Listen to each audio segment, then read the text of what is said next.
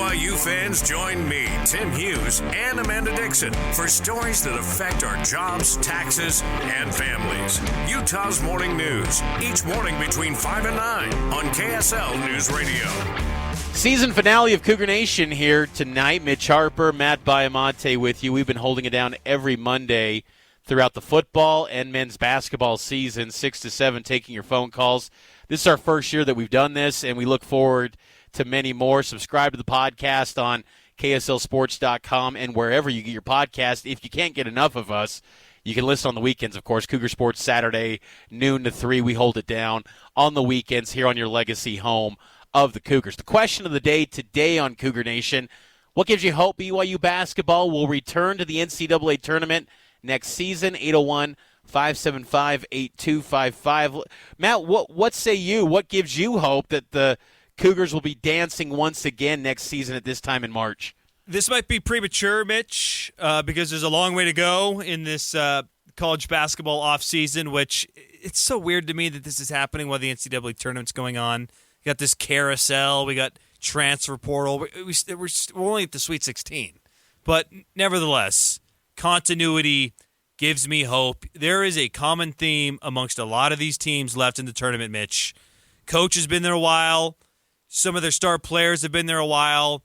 The older you are and the more continuity you have, the better chance you have of getting back to the dance. It's not a guarantee for sure, but it is a big leg up. And next year's team, if they bring back a lot of that core rotation, and if somehow, Mitch, they can convince Jackson Robinson to come back, I'm loving the prospects because this team learned a lot. They went through a lot. They'll be better next year if they can keep that core group intact and maybe add a piece or two in the portal, and hopefully Dawson Baker gets healthy from his foot injury. But there's a lot to like about the returning players if they choose to return.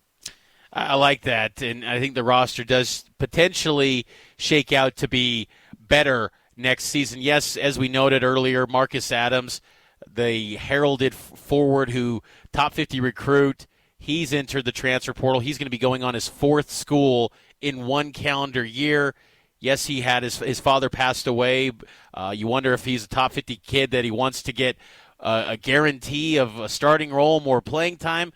Whatever it may be, he's moving on. There's always that path to coming back. We'll see what happens. But BYU's got to move forward with building up their roster. And, Marcus Adams only played one game for BYU this past season. Everyone else could be returning. Jackson Robinson, as you noted, he's got a tough decision to make. They do lose Spencer Johnson, and Spencer was a solid college basketball player. I'm curious to see, what if he's playing overseas. I'm sure he will. I don't know. I don't think it's a NBA path potentially for Spencer Johnson, but still, he was a solid BYU player over the past 4 years. But I'm with you. I think this team can be better.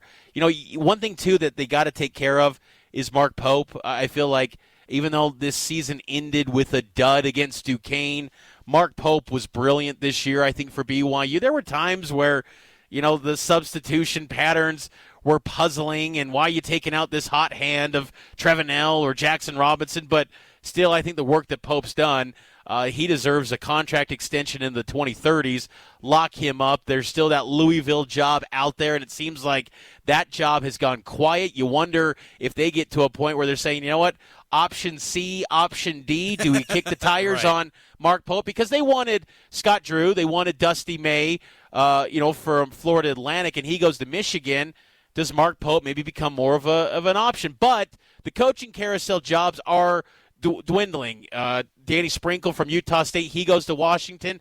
So it's feeling like, the only jobs that if there was some movement, maybe Kentucky, if Calipari got let go.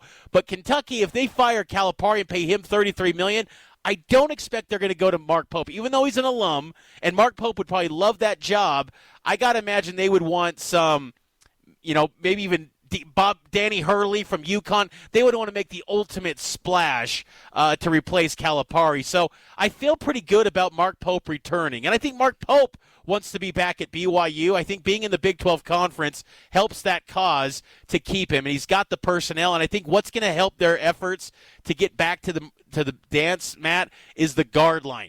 Colin Chandler, the heralded freshman coming in from Farmington, who's served his mission the past 2 years for the Church of Jesus Christ of Latter-day Saints. He's going to be big time. And then Dawson Baker, you have more depth on that guard line. I'm curious to see what happens with Trey Stewart. Does he go into the portal? I think he would be a likely candidate considering his role was so inconsistent this year.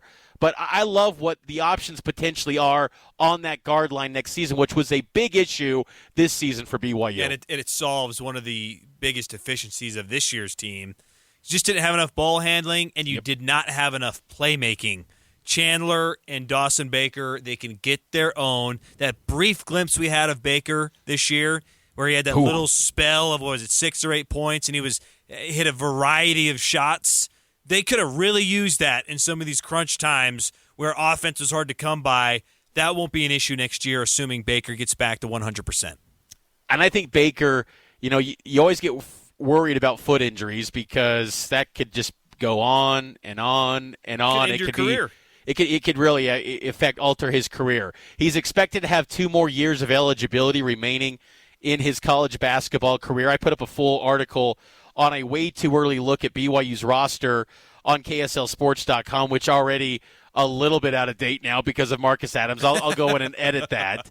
But still, there's some good options on this team. You also bring in freshman Isaac Davis from Idaho. He's more of, you want him to maybe develop, and ideally he's, maybe the 9th guy on the rotation. But you talk about physicality, where that was maybe lacking for BYU. He can help in that regard. He's a physical player. He's got a pretty big body. Some people get reminded of Yoli Childs with the way that Isaac Davis plays. But I'm also curious, too, to see, Matt, which players take big leaps forward. Trevin Nell, Noah Waterman, are they going to stay in the starting lineup if they return? Are they going to be, taking another leap in their game? Because by season's end, I think they were kind of struggling. And I think they left the door open for Mark Pope to retool this thing and kind of reshuffle the deck on what that starting 5 could look like next November when they tip it off again. So the competition should be pretty fierce to be, in that top 5 with this program next season. Quickly, let's get out to the phone line, 801-575-8255. I think our dear friend Linda has been waiting for us, Mitch. Linda, are you there? And what gives you hope for next year? Yeah, I know it'll happen because I heard you say Noah was going to come back next year and that he has his waiver, and I'm really excited about that. And I hope Trevin Nell comes back, and I hope Jackson Robinson decides not to go to the NBA and comes back one more year, too. And I also was really worried about him during Noah when he got those 2 technical fouls. And I just didn't think it was right that player got him, Andromeda or whatever his name was. But I'm glad everything's okay because I'm glad when you started, when you talked about it and said and told what had happened, that he's going to be okay and everything, because I was worried about him. And I also got an early Easter present. I got an Easter basket with a bunny in it, and I named him Noah. Nice. And, yeah. And so, did you tell Noah that I was on his Absolutely. train? Absolutely. We'll do that for you. Thanks for the call, Linda. Good stuff. And if they can get all those guys back, that'd be a big boom for BYU. Taking the break, news, traffic, and weather coming your way, and more of your calls after this.